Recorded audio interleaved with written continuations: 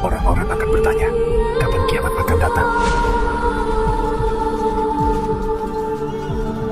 Kemudian tanda-tanda besar. Tanda pertama adalah kelahiran Nabi Muhammad SAW. Rasul SAW kita diutus ke dunia ini untuk memperingatkan manusia dan membawa kabar baik tentang surga. Sebagai Rasul terakhir yang diutus, lahirnya Rasul terakhir dianggap sebagai tanda utama dari tanda-tanda kecil. Tanda lainnya adalah manusia akan lupa pentingnya kitab suci Al-Quran. Bagaimana menurutmu? Apakah perlu dipertanyakan bahwa hal ini sedang terjadi? Sebagian besar dari kita memiliki Al-Quran, kitab yang paling penting dalam hidup kita. Hanya sebatas menyimpannya saja, ya kan? Kalau kita menanyakan pada diri sendiri, kapan terakhir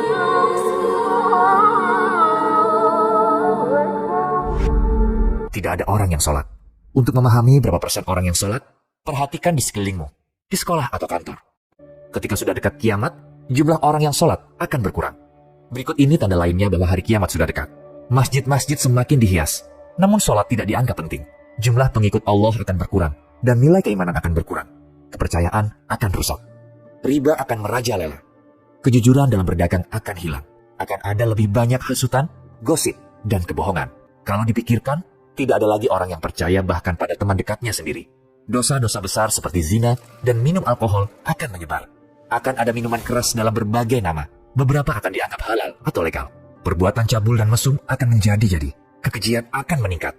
Pria akan cenderung kepada pria, dan wanita akan cenderung kepada wanita. Kikir dan serakah menyebar. Hubungan antar saudara akan rusak. Kita merasakan beban tanda-tanda ini paling berat saat Idul Fitri, kan? Bagaimana menurutmu? Yang tua tidak sayang kepada yang muda, dan yang muda tidak hormat pada yang tua. Angka perceraian dan jumlah anak lahir di luar nikah akan meningkat pesat. Kegiatan jihad dan khotbah akan ditinggalkan. Hanya ilmu pengetahuan dan keagamaan yang dipelajari. Renungkanlah baik-baik. Sejak kecil kita hanya belajar beberapa konsep dalam pelajaran agama. Kita pergi ke masjid saat liburan, belajar baca kitab suci Al-Quran. Hanya itu pengetahuan agama yang kita punya. Hukum alam akan terganggu. Banjir, gempa bumi, malapetaka seperti kebakaran akan meningkat di dunia. Tambang-tambang akan hancur. Pembunuhan akan meningkat. Gedung-gedung tinggi akan dibangun. Qadar atau takdir dan akhirat akan disangkal.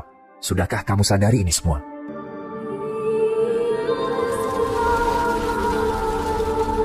Hampir semua tanda-tanda kiamat sudah terjadi. Jika tanda-tanda ini sudah terjadi, itu artinya hari kiamat sudah dekat. Manusia sudah memasuki tahap akhir. Sekarang, tentang tanda-tanda besar hari kiamat. Dabat al-ard, binatang buas dari perut bumi. Dan apabila perkataan ketentuan masa kehancuran alam telah berlaku atas mereka, kami keluarkan makhluk bergerak yang bernyawa dari bumi yang akan mengatakan kepada mereka bahwa manusia dahulu tidak yakin kepada ayat-ayat kami. Surat An-Naml ayat 82. Tidak banyak informasi tentang binatang buas dari perut bumi. Namun di Al-Quran disebutkan bahwa ia akan muncul dari bumi dan memisahkan yang beriman dan yang kafir. Binatang buas ini akan muncul tepat sebelum hari kiamat dan dianggap sebagai salah satu tanda besar hari kiamat. Ada berbagai pemaknaan tentang bagaimana hal ini akan terjadi. Yang paling penting adalah kejadian ini merupakan salah satu tanda besar. Dan berita baiknya adalah orang beriman akan selamat dari bahaya ini atas izin Allah. Ya'juj dan Ma'juj. Suku Ya'juj dan Ma'juj akan menyebabkan kerusakan besar bagi umat manusia. Dan kejahatan mereka juga merupakan salah satu tanda besar hari kiamat. Mereka berkata, "Wahai Zulkarnain, sungguh Ya'juj dan Ma'juj itu makhluk yang berbuat kerusakan di bumi. Maka bolehkah kami membayarmu imbalan agar engkau membuatkan dinding penghalang antara kami dan mereka?" Surat Al-Kahfi ayat 94. Dalam kitab suci Al-Quran kita dijelaskan bahwa karena penghalang yang dibuat oleh Zulkarnain ini, suku Ya'juj dan Ma'juj perusak ini tidak bisa menyerang manusia lain. Dan mereka akan keluar di akhir zaman dan akan menyerang umat manusia. Hingga apabila tembok Ya'juj dan Ma'juj dibukakan, dan mereka turun dengan cepat dari seluruh tempat yang tinggi. Dan apabila janji yang benar hari berbangkit telah dekat, maka tiba-tiba mata orang-orang yang kafir terbelalak. Alangkah celakanya kami. Kami benar-benar lengah tentang ini. Bahkan kami benar-benar orang yang zalim. Surat Al-Anbiya ayat 96-97. Beberapa meyakini bahwa suku ini tidak lain adalah mereka yang menjajah bangsa-bangsa muslim, membakar semua perpustakaan, mengakhiri masa kejayaan muslim, mengembalikan muslim ke masa kegelapan. Suku Manchu dan suku Mongol, seiring kita menuju akhir zaman, akan ada suku manusia, perusak, penyebar teror di bumi, melebihi Ya'juj dan Ma'juj. Tentu Allah lebih mengetahui. Dajjal. Dijelaskan kemunculan Dajjal adalah salah satu kejadian paling mengerikan di dunia. Dajjal dijelaskan dalam hadis sebagai pembohong, penipu, dan sengaja mencampur adukan yang baik dan buruk, benar dan salah. Seseorang yang berhias untuk menyembunyikan wujud aslinya. Ada banyak dajjal. Setiap abad punya dajjal masing-masing. Sebuah hadis menerangkan jumlah mereka akan mencapai 30. Dajjal di hari kiamat memiliki kedudukan khusus. Salah satu dari mereka adalah dajjal besar. Selain itu juga ada dajjal Islam, Sufyan. Berdasarkan keterangan ini, Sufyan akan muncul dari para muslim. Secara munafik berusaha menyebarkan kata-kata kotor dan haram untuk menghancurkan kehidupan manusia di akhirat. Agar mendapat reputasi bagus di antara para muslim, dia akan menipu beberapa pemuka agama dan mengubah mereka menjadi pendukungnya. Dia akan mempertahankan keingkarannya, pelanggaran susila, dan kebohongannya dengan menipu orang-orang. Namun, tidak semua orang bisa mengenali Dajjal dan Sufyan. Tidak semua orang tahu bahwa mereka Dajjal. Cara mengetahuinya yakni dengan punya keyakinan kuat, dan akan muncul mata batin dari keyakinan ini. Mahdi. Setelah Dajjal, dari keturunan Nabi Muhammad SAW akan muncul Mahdi. Setelah membunuh Dajjal, dia akan segera menyebarkan agama Islam dan akan berkuasa di bumi.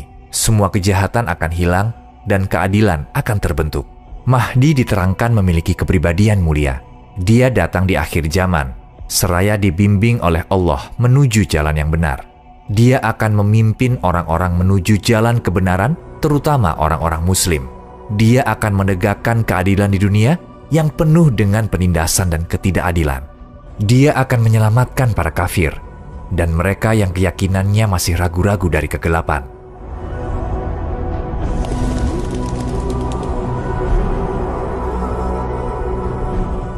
Kemunculannya adalah tanda hari kiamat. Dia akan memperkuat keyakinan umat muslim dan menghancurkan pengikut Dajjal dan kekafiran. Dia akan menjadi pria hebat. Turunnya Nabi Isa dari langit. Tanda besar hari kiamat lainnya adalah turunnya Nabi Isa alaihi salam ke bumi. Dan sungguh, dia Isa benar-benar menjadi pertanda akan datangnya hari kiamat. Surat Az-Zukhruf ayat 61.